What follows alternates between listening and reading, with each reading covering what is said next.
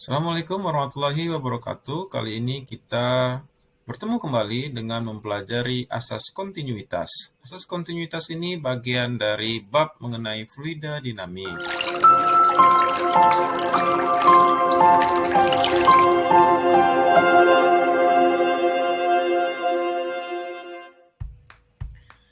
Bisakah Anda menemukan keran air di lingkungan sekitar rumah Anda? Di lingkungan sekolah atau tempat umum lainnya? Pernahkah Anda memperhatikan ukuran keran air yang Anda temui? Bagaimana menurut Anda mengenai keadaan air yang mengalir keluar dari kedua jenis keran air berikut? Mana yang lebih deras aliran airnya jika sumber air berasal dari tower air yang sama? Apa yang terjadi jika kita tampung air itu menggunakan ember yang sama?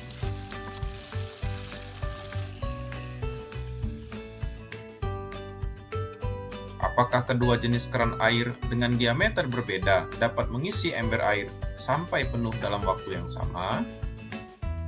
Di akhir video akan kita jawab pertanyaan tersebut. Selanjutnya, mari kita simak video berikut.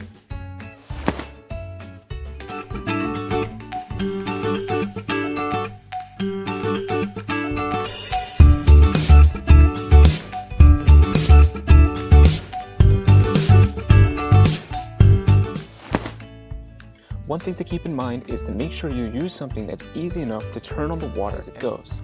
If you're using a container you know the volume of, fill the container to the top.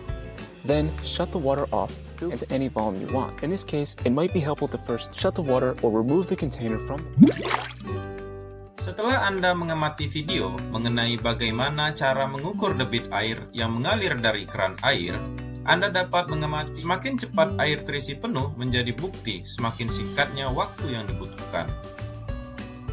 Dengan demikian, semakin banyak air yang dapat ditampung wadah ember dalam waktu singkat, semakin besar debit air yang keluar dari keran. Pernyataan ini dapat dirumuskan menjadi debit aliran air sama dengan volume air yang mengalir per detik, dan dapat kita tuliskan menjadi Q sama dengan V per T.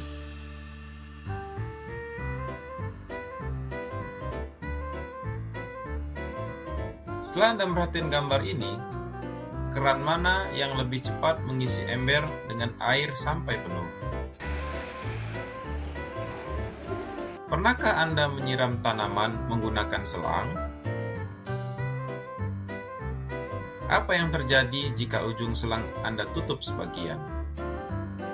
Tepat sekali, air akan memancar semakin jauh. Biasanya kita menutup sebagian luas penampang selang untuk memperjauh jangkauan pancaran air yang keluar dari selang. Bagaimana menurut Anda kecepatan aliran air yang keluar dari selang setelah selang Anda tutup sebagian? Kecepatan aliran air yang keluar dari selang yang kita tutup sebagian akan memperbesar jarak pancaran air.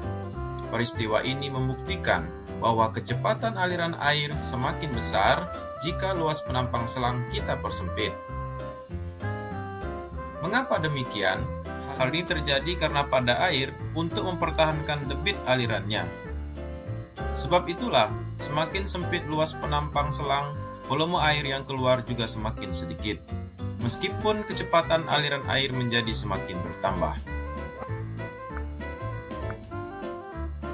Pernyataan ini dapat dirumuskan menjadi debit aliran fluida sama dengan luas penampang tempat fluida mengalir, dikali dengan kecepatan aliran fluida, dan dapat dituliskan menjadi Q sama dengan A dikali V.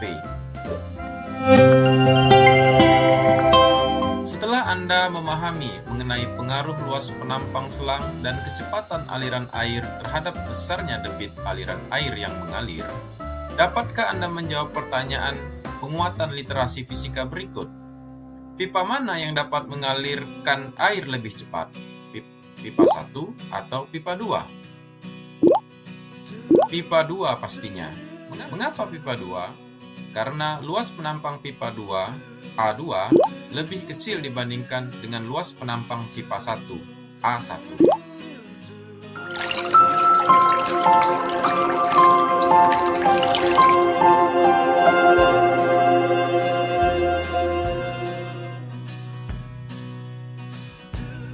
Tahukah Anda bahwa menurut asas kontinuitas, debit aliran fluida pada pipa 1 sama dengan debit aliran air pada pipa 2 dalam waktu pengukuran yang sama.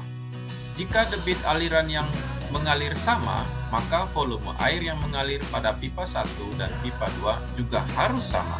Pernyataan ini dapat dirumuskan, debit aliran fluida pada pipa 1 sama dengan debit aliran fluida pada pipa 2 dan dapat dituliskan menjadi Q1 sama dengan Q2. Selain itu, dikarenakan dalam asas kontinuitas, perbedaan kecepatan aliran fluida menjadi fakta bahwa adanya kecenderungan aliran fluida untuk mempertahankan debit alirannya setiap detiknya, pernyataan mengenai asas kontinuitas antar dua pipa yang mengalirkan fluida yang sama dapat dirumuskan menjadi luas penampang pipa 1 dikali kecepatan aliran fluida pada pipa 1 sama dengan luas penampang pipa 2 dikali kecepatan aliran fluida pada pipa 2 dan dapat dituliskan menjadi A1 V1 sama dengan A2 V2.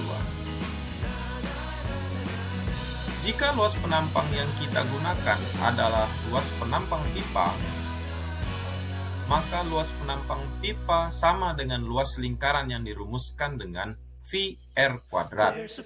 R menyatakan jari-jari penampang pipa, atau V per 4D kuadrat. D menyatakan diameter penampang pipa. Oleh karena itu, luas penampang pipa sebanding dengan kuadrat jari-jari penampang pipa atau kuadrat diameter pipa. Setelah kita menyadari pengaruh ukuran jari-jari penampang pipa atau diameter penampang pipa, asas kontinuitas mendapat bentuk barunya yang dapat dituliskan menjadi R1 kuadrat V1 sama dengan R2 kuadrat V2 atau D1 kuadrat V1 sama dengan D2 kuadrat V2.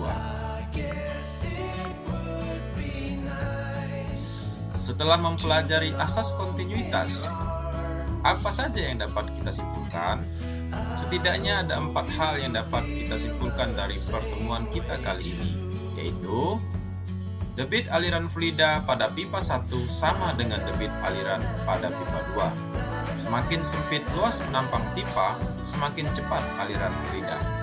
Semakin kecil kuadrat ukuran jari-jari penampang pipa, semakin cepat aliran fluida.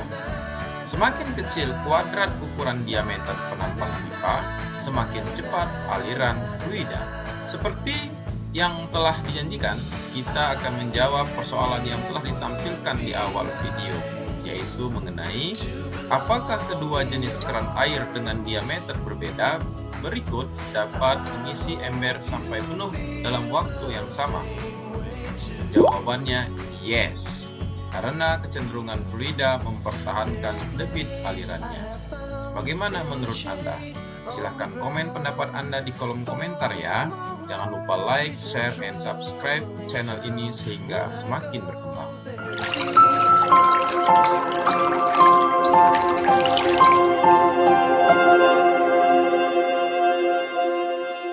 Pada pertemuan selanjutnya, kita akan membahas persoalan yang berkaitan dengan hukum Bernoulli, yaitu mengenai bisakah air mengalir dari tempat yang rendah? Bisakah air mengalir dari tower air ke rumah lantai 2? Bagaimana cara Anda menjelaskannya?